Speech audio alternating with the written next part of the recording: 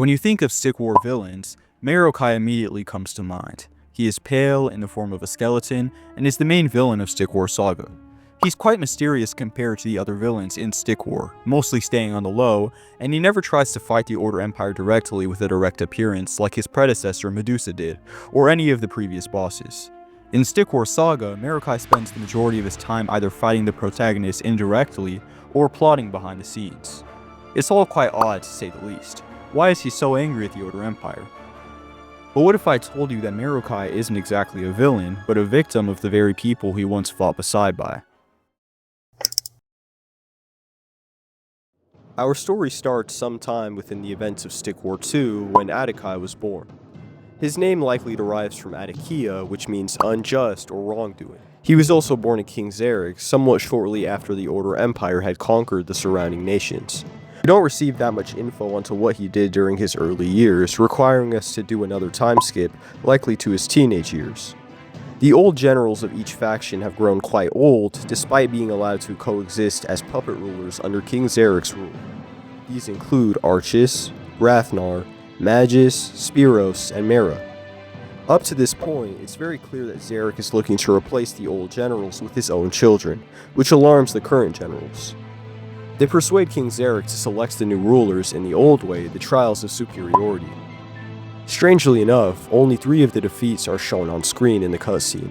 However, from what Spiros said, it can be presumed that every single general lost to their challengers and were subsequently replaced by the children of King Zarek. From the House Merrick, one at a time, eventually we all fell. Adekai had defeated Spiros and taken his place as the general of the Spiritan faction. It can also be presumed that shortly after this, the Great War begun between the Order Empire and the Chaos Empire, with the declaration from Medusa. But now you have enslaved my babies, and I will wait no more. Now you will feel the wrath of the Chaos Empire! This war did not end in favor of the Chaos Empire, as Medusa was defeated and killed. However, the Order Empire also suffered a significant loss. Adekai had died in battle against the Chaos Empire, and as we can see, his brother and father are mourning over his helmet. However, this wouldn't be his last appearance in an Immorta.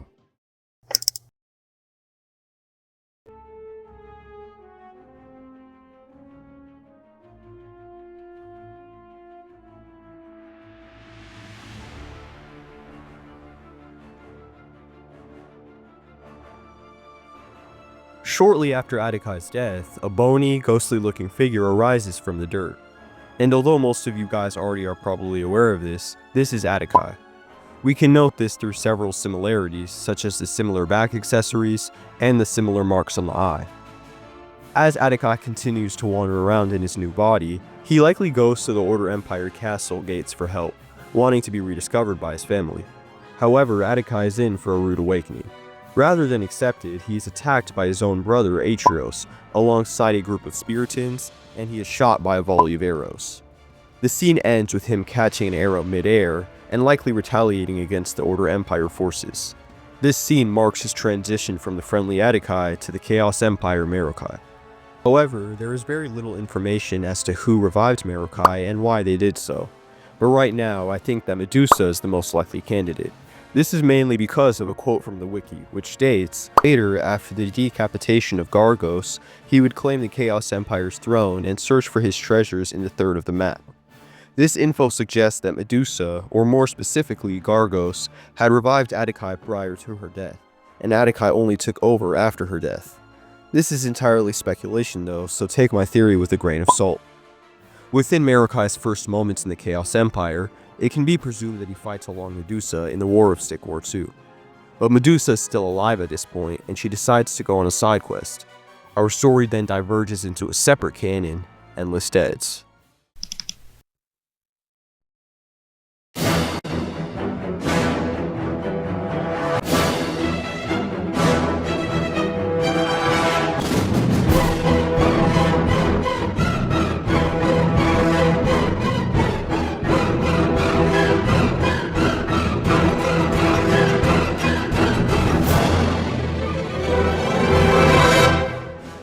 Atrios and his squad are ambushed by a group of deads in the forest. But this was no ordinary ambush, this was a planned attack. The Magi Killus attacked and killed, setting up the first death of Medusa's attack. It becomes very clear that whoever is doing this has it out for them, and that villainous character is no other than Medusa, as I mentioned earlier. You can infer this from the end screen, as in Stick War Legacy, it shows Medusa looking over you when you die. According to Stick War Legacy, which is from the perspective of Atreus, Atreus fights in the forest for 10 nights, less than 2 weeks. But this fails to explain why he was absent for almost the entirety of Stick War Saga. So why? The answer to that is time manipulation. Medusa, using her powers, trapped Atreus and his team into a state of time that was slowed or prolonged, like the time chamber in Dragon Ball Z, except solely for the purpose of isolating your victims from the outside world. What felt like 10 nights to Atreus was likely several decades in the actual world. We have no info as to why Medusa does this, surprisingly. It may be a strategic move to get rid of one of the Order Empire's generals, but as of now, we have no confirmation. There is one major plot hole with this theory, and it's the fact that Medusa would probably be dead by the time the illusion is over. Perhaps she ran it as an automatic spell that ran even after she died. But nonetheless, it will be interesting to see how Max Games Studio attempts to harmonize this apparent contradiction.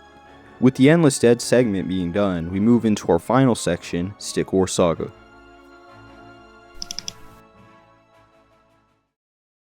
Our story starts rewinding to the time shortly after Medusa's death.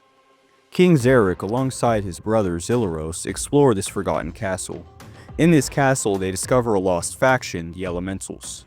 One of the fire elementals greets him and shows him a special map. King Zarek attempts to reach for it, but the fire elemental will only agree if he lets the other elementals out.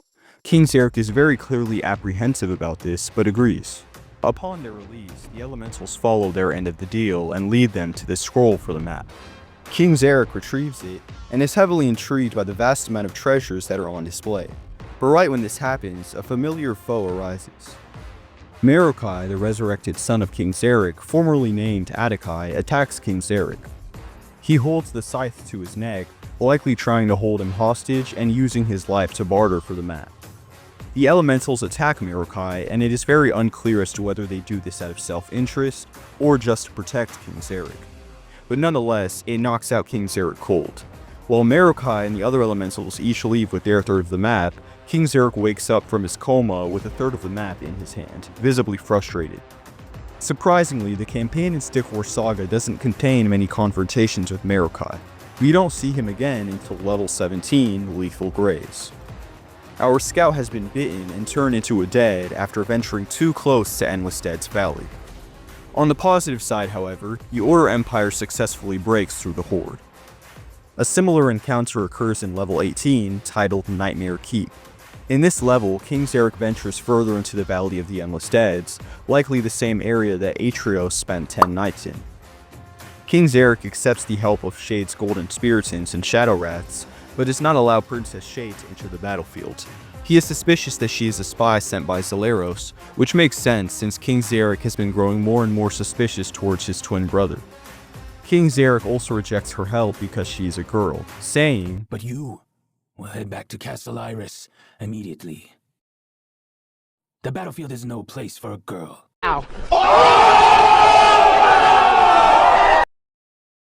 It's bad enough I've got Kaiju and Thera running around playing hero. Unfortunately, this is a bad decision for King Zarek. He is trapped on top of the statue surrounded by deads. And if you look in the corner of the screen, rather than Medusa, we see Marokai looking from the distance. It is unknown what happens to King Zarek by that point, forcing us to move on to the next level. Level 19, titled Chaotic Titans. Zillaros continues his campaign into the Chaos Land, despite knowing his brother is alive. Surprisingly, the Order Empire manages to fight and defeat the Giants, enslaving them once more. The user unlocks the enslaved giant after this, signaling that the enslaved giants are now part of the Order Empire's faction. By level 20, called Onslaught at Dawn, the Order Empire is now deep into Chaos Empire territory. This understandably alarms Marokai, who comes to the battlefield himself this time. He knocks Slank off of his Riptor, prompting a quick escape from Slank. For context, Slank is our scout for this mission. Luckily, Slank survives, and he warns us that Marokai is planning to attack at dawn. Once again, the Order Empire is successful in fending Marokai's forces off. In our final level for Marokai, and arguably the most important, we receive this alert. The Kai has claimed control of the Chaos Empire since the decapitation of Gargos. We've caught Kai on the move.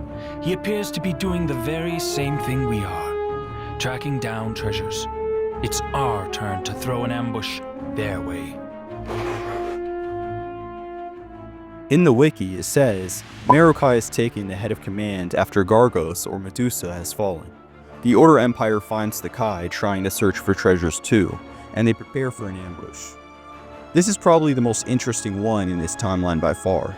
It suggests that level 21 is actually the point where the intro of Stick Saga starts, since the intro starts with Medusa's death and ends with Marokai looking for the treasure. I personally find this interesting as it would suggest a non-linear plot for Stick Saga, and require further interpretation. Nonetheless, the attack by Marokai's forces fails again once in this level. Marokai retreats, likely to the castle where King Zarek is being held, and has this conversation with him. So, what's the deal? A pile of gold? You want your very own castle? Tell me about your family. You can have them. Bunch of ungrateful. All of them. What do you care? These are your last words. Is there anything you'd like me to pass on to them? Have you got something to drink? We have none of your pleasures out here. I lost my boy. He was meant to take over everything. He was like me, only better in every way. A leader that people loved, not feared. You lost your son, Adekai. I'm speaking of Atreus. If I die tonight, tell him that his father loves him.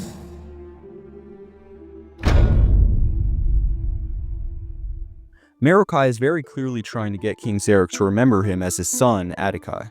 He fails, and Marokai is very obviously frustrated as he slams the door shut. We can see that King Zarek has some very obvious favoritism for his younger brother, Atreus, who is clearly fighting in endless deaths at this moment. This is the last time we see Marokai in the story. This is very arguably a sad and quite unfair origin story for someone who appears to be a heartless monster at first glance.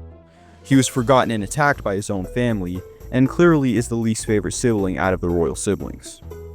But besides that, that's the end of this video. Comment down what videos you'd like to see, and don't forget to subscribe as well. I'll see you in the next video.